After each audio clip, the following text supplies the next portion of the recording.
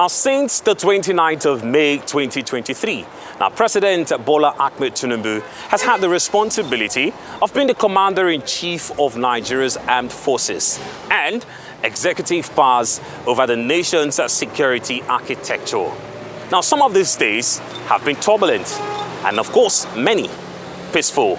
Now, this review takes a look at the president's first year in office and the big decisions he's had to make, and, of course, the security implication on Nigeria.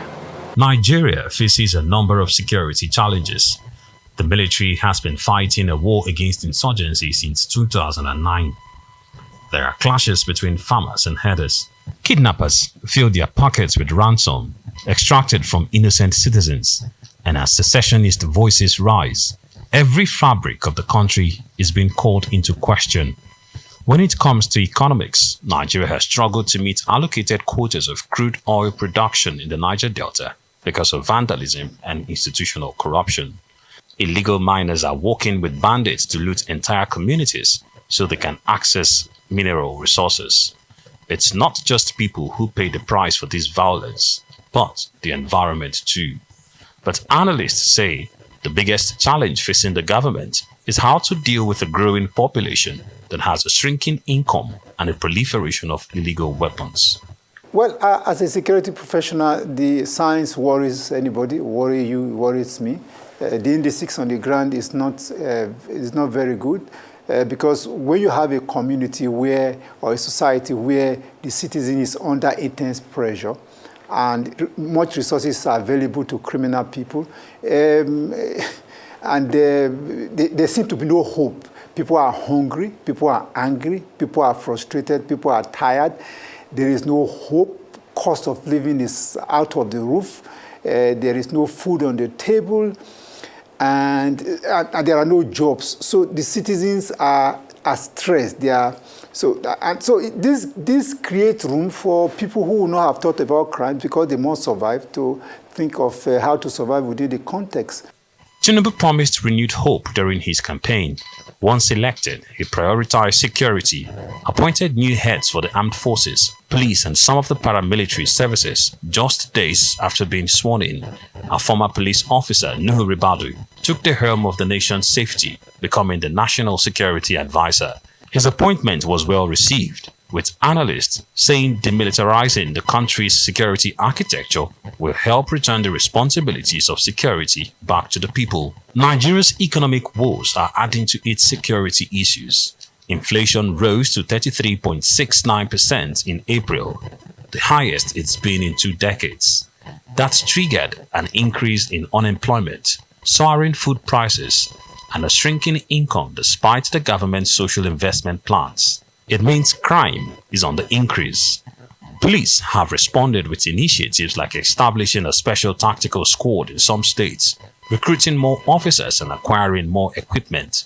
The Inspector General of Police, Kayode Egbetukun, has told commanders to ensure criminals across the country are brought to justice. Many have been arrested, but experts say enormous amounts of work still needs to be done. One way Nigeria has responded to its high spate of insecurity is through the deployment of its military in theater operations. These are currently taking place in all parts of the country with a reasonable success rates.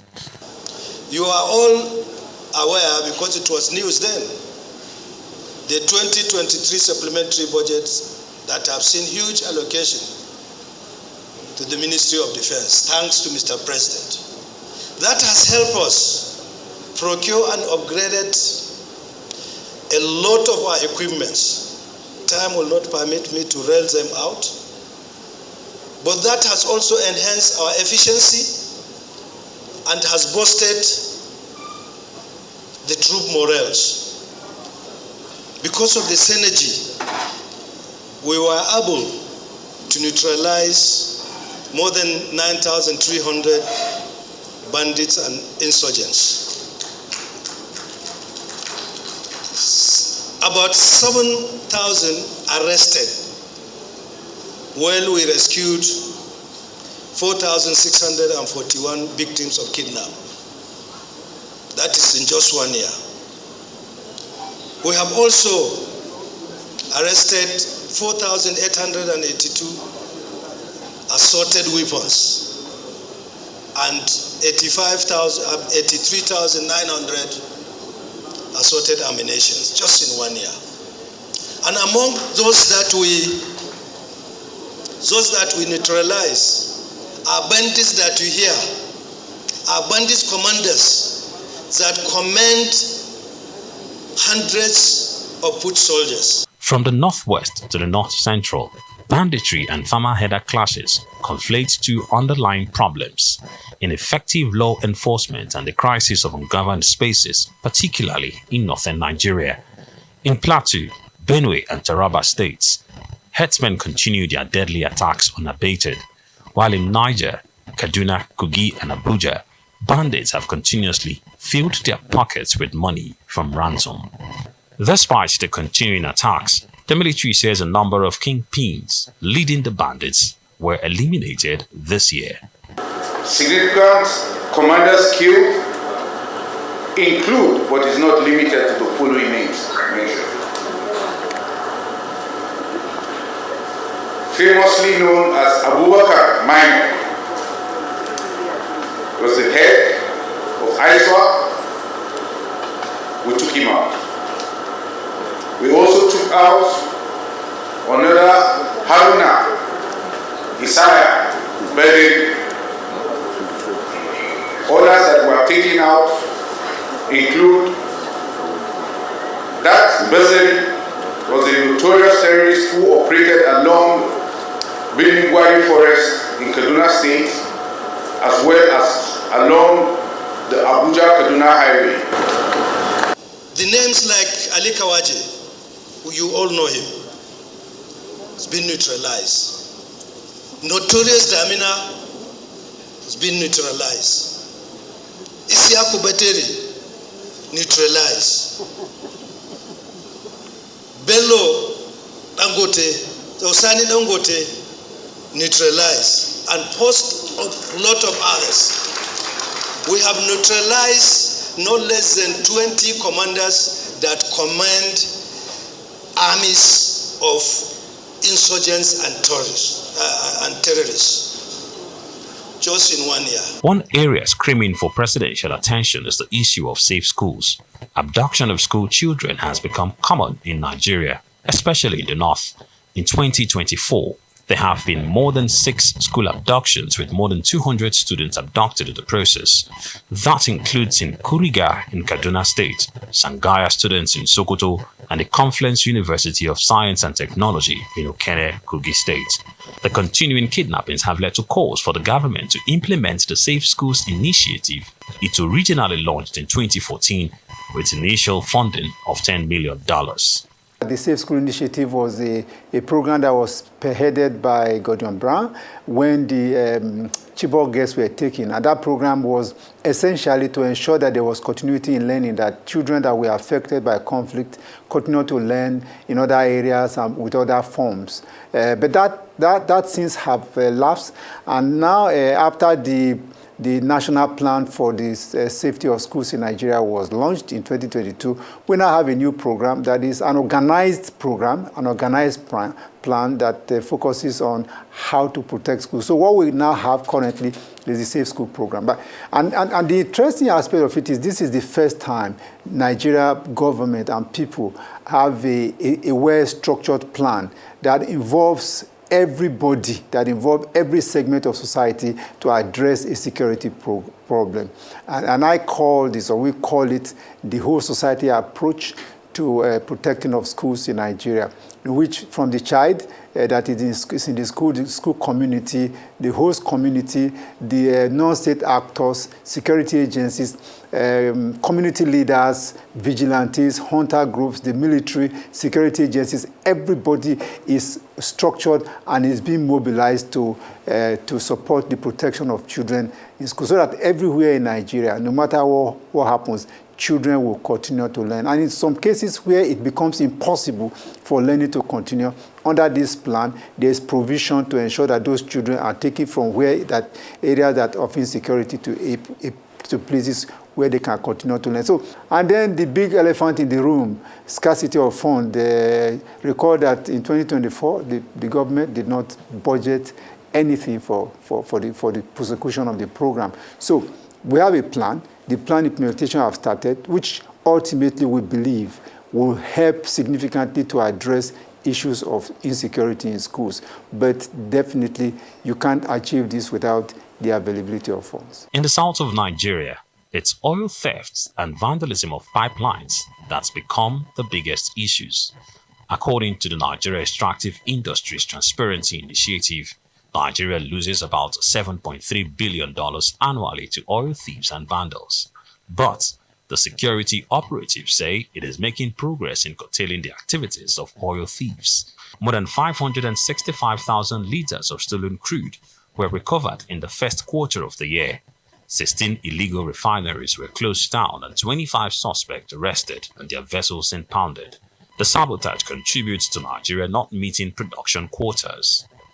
Basically, we provide protection for installations.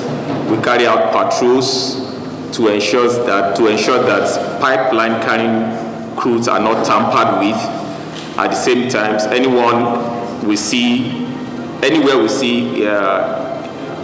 illegal refineries, we take them out so that oil production can improve and Nigeria mainstay for our economy is not disturbed. According to Enact Africa, an estimated 80% of mining in Nigeria's north is conducted illegally.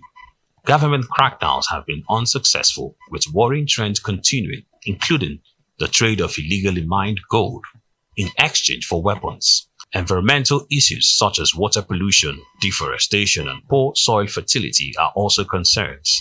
Tinubu's government is yet to make any headway, but the need to diversify the economy and make mining a critical source of income has inspired some changes. One of these is the unveiling of a new security plan, Mines Marshal.